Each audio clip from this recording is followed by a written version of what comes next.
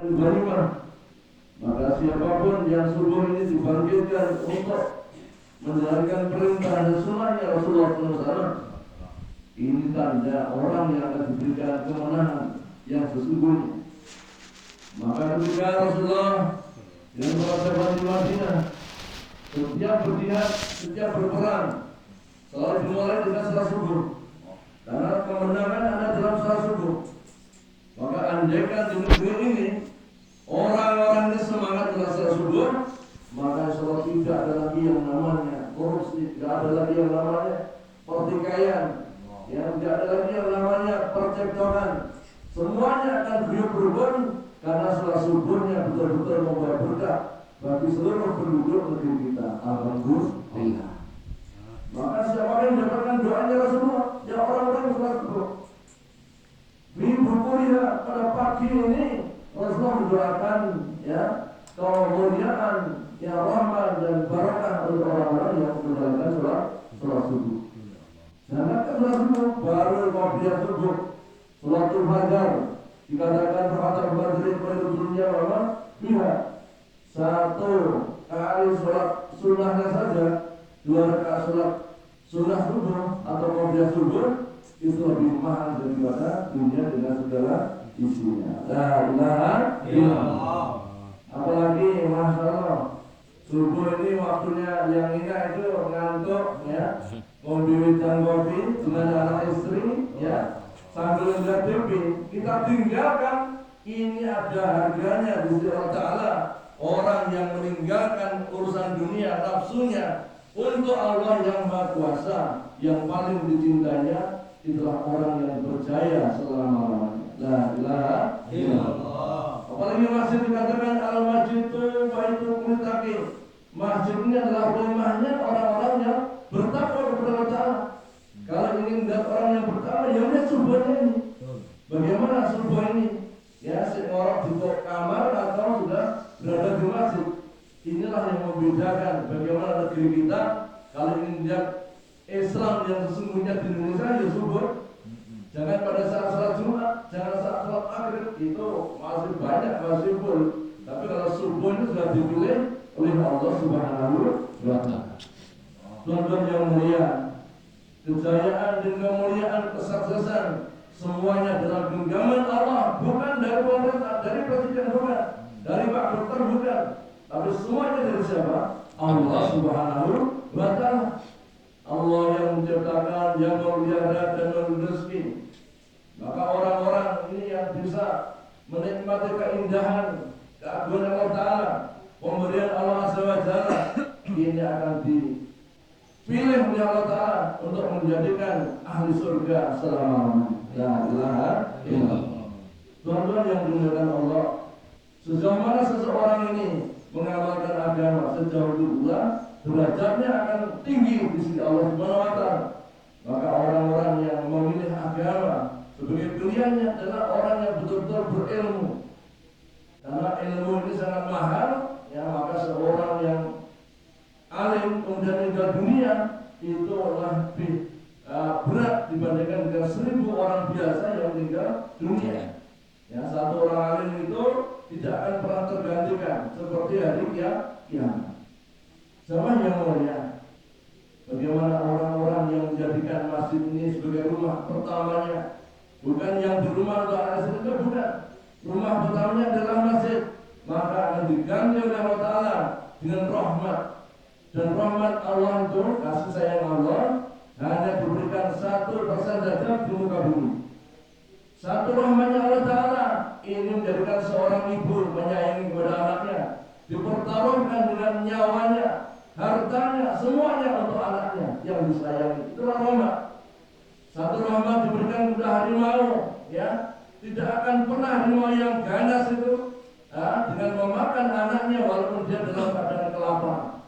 Harimau sudah 1 bulan tidak makan, yang ada hanya anaknya 3, tidak akan memakan. Itulah sifat rahmat dari Allah Ta'ala yang diberikan kepada seekor harimau. Tapi jemaah yang mulia, sekarang ini seorang ibu ketika dicabut rahmatnya dari Allah Ta'ala, baru melahirkan saja, masya Allah, dicabut di tempat salah. Alhamdulillah, subhanallah. bahkan belum lahir pun sudah dimatikan dengan obat-obatan. Ya, inilah suatu kezaliman dan kemungkaran.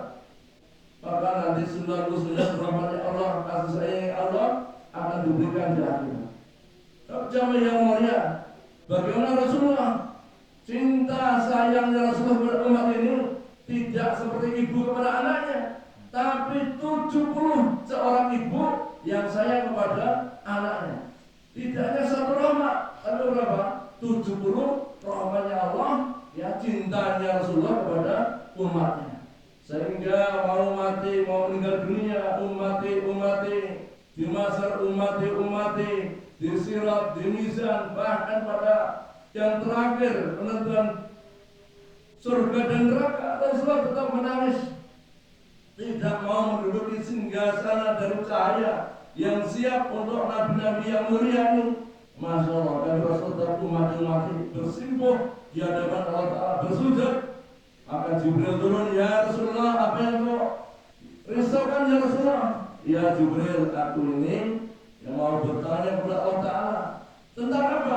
Tentang umatku ya Jibril. Sampaikan ini berita gembira ya Rasulullah. Selamat untukmu. Seluruh umatmu nanti akan dijamin masuk ke dalam surga Allah Ta'ala. Bahkan surga nanti hampir dipenuhi oleh umat baginda Rasulullah Sallallahu Alaihi Wasallam.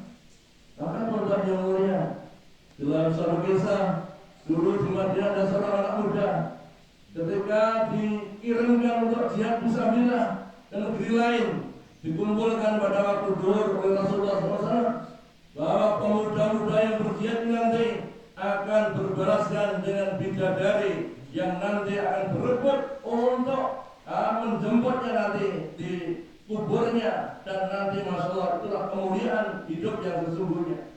Maka begitu Masya Allah apa itu diberikan target oleh Rasulullah, ya, maka pada waktu setelah zuhur itu tertidur, akhirnya bermimpi dengan bidadari surga. Masya Allah, saking cantiknya itu sampai nggak bisa ngomong aku karena apa? Terkejutnya, ya, terkagum-kagum melihat orang yang cantiknya, nggak bisa dibayangkan dengan masalah, dengan keindahan kata apapun nggak bisa, karena saking cantiknya.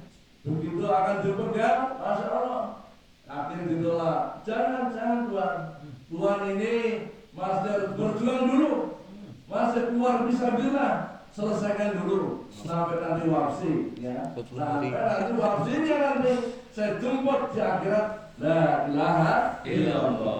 Maka akhirnya terbangun, akhirnya bau harum itu masih tersibak, ya, di tempat itu, karena baru saja didatangi oleh bidadari, berjumpa dengan bidadari.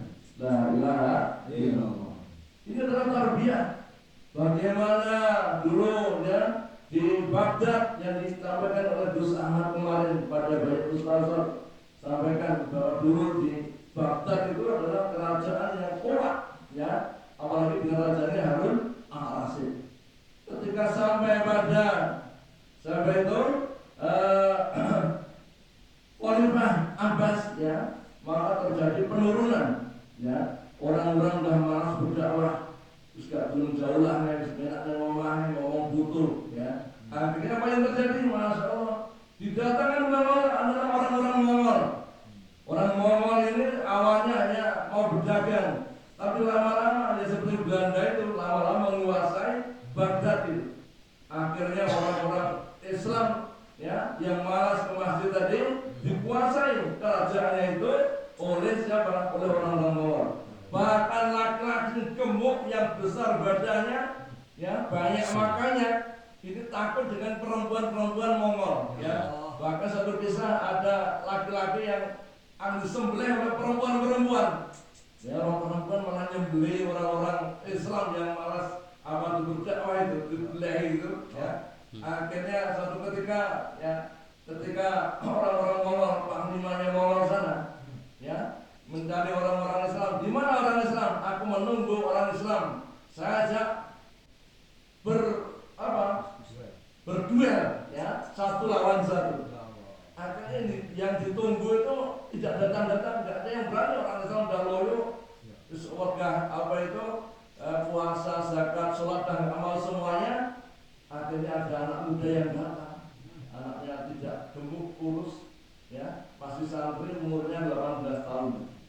Datang, saya Tuhan menghadap kepada Tuhan. Saya membawa di luar sana adalah unta yang gemuk, membawa kambing yang berjenggot panjang, membawa jago yang suaranya lantang.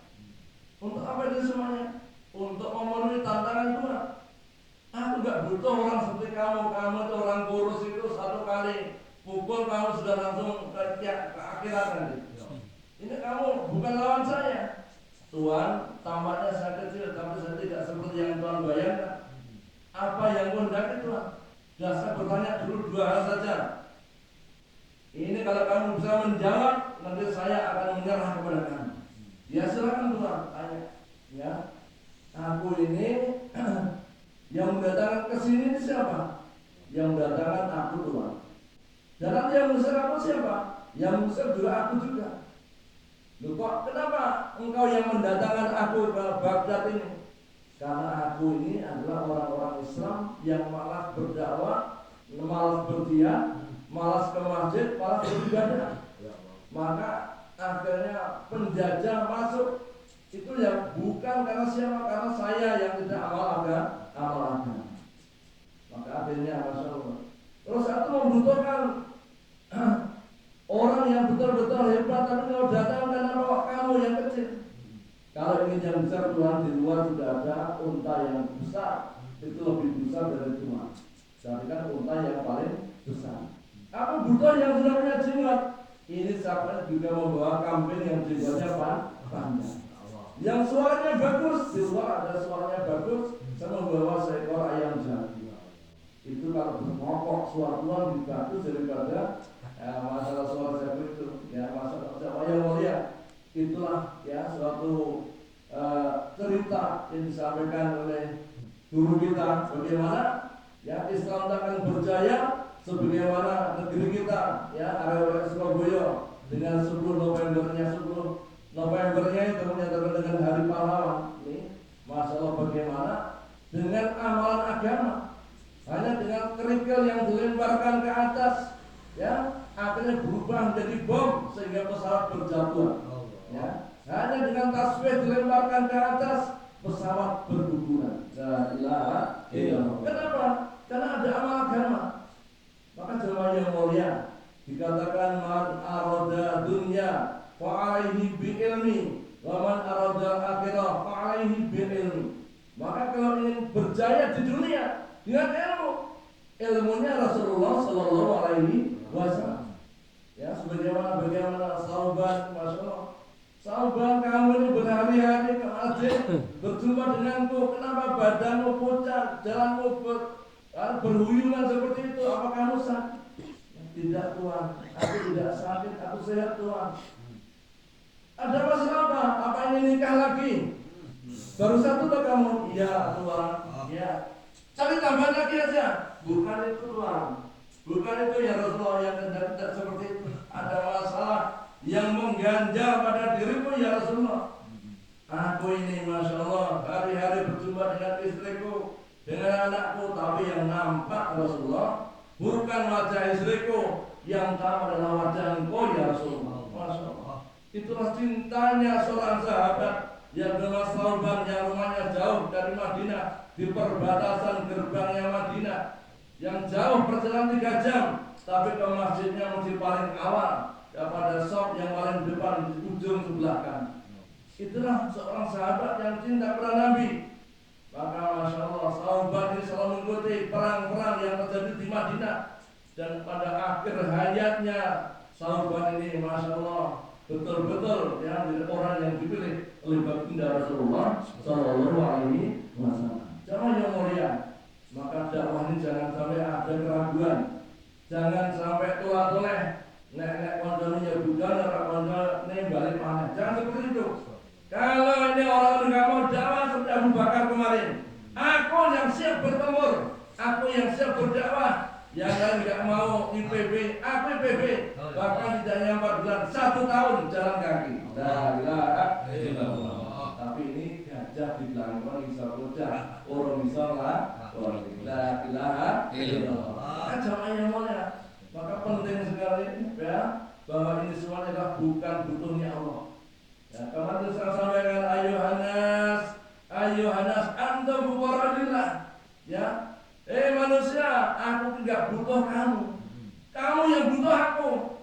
Kalau kamu berdakwah itu jangan menganggap Allah lebih tinggi jabatannya nanti naik derajat, tidak. Enggak efek bagi Allah. Allah itu tetap maha agung, maha kaya, maha dasar. Kalau kita loyo nanti akan dicarikan golongan generasi baru yang lebih hebat, yang lebih semangat, yang kalau mendengarkan bayan semangat langsung daftar siap 4 bulan. Inilah orang-orang yang dipilih Allah Ta'ala. Ya, mereka ini masa diberikan power, diberikan kekuatan oleh Allah Ta'ala karena butuh ya masa depan yang sesungguhnya. Maka dengan ilmu agama hidup akan menjadi bahagia. Bahagia dunia, bahagia akhirat. La ilaha illallah. Bersama yang mulia, bukan besok, sekarang juga segera kita putuskan, kita semuanya niat fisabilillah seumur hidup kita. Insyaallah. Ya. Siap 1 tahun insyaallah. Siap niat 1 bulan ya. Ya, mudah-mudahan diterima Allah Ta'ala. Mudah-mudahan ini diajarkan sampai anak cucu kita bahwa kejayaan ada dengan Allah Ta'ala, dengan orang-orang yang dicintai oleh Allah Subhanahu wa Ta'ala. Sampai dikatakan Rasulullah, Tuba, sampai 7 kali. Beruntung. Sampai Abu Bakar cemburu itu. Siapakah itu ya Rasulullah? Apakah aku? Bukan. Yang aku rindukan itu adalah, yang beruntung itu adalah umatku yang jauh daripada zaman ini. Yang orang ini belum pernah melihat wajahku, belum melihat suaraku, tapi dia rindu dan cinta kepadaku sampai dihabiskan umurnya untuk fisabilillah. Itulah orang yang aku rindukan, yang paling beruntung dan beruntung. La ilaha illallah. Itulah yang dicemburkan Abu Bakar. Karena akan ada umat jauh sebelum 1400 tahun yang lalu ya sudah dirindukan oleh baginda Nabi Muhammad Sallallahu Alaihi Wasallam. Bahkan nanti kita tidak hanya di Indonesia, di kubur pun Rasulullah hadir menjemput kita semuanya. Apalagi orang-orang yang fisabilillah tidak kita cari, justru Rasulullah akan mencari kita, langsung dijemput, dirangkul kita semuanya. Bahkan tidak ada pertanyaan lagi. VIP ini orang dakwah ini langsung dikirim ke surganya Allah Subhanahu wa Ta'ala. Masukkan ke taman-taman surga sejauh pandangan mata memandang. Itulah karpet hijau ya. Kemudian pintu surga dibuka sehingga aroma bau surga masuk ke kubur kita, sehingga kita akan tertidur seperti tidurnya pengantin baru. La ilaha illallah. Ya, semoga sedikit ini memberi motivasi untuk kita semuanya, khususnya saya sendiri. Mudah-mudahan Allah berkahi, Allah mudahkan sehingga kita bisa berjumpa lagi dalam perjuangan fisabilillah. La ilaha illallah.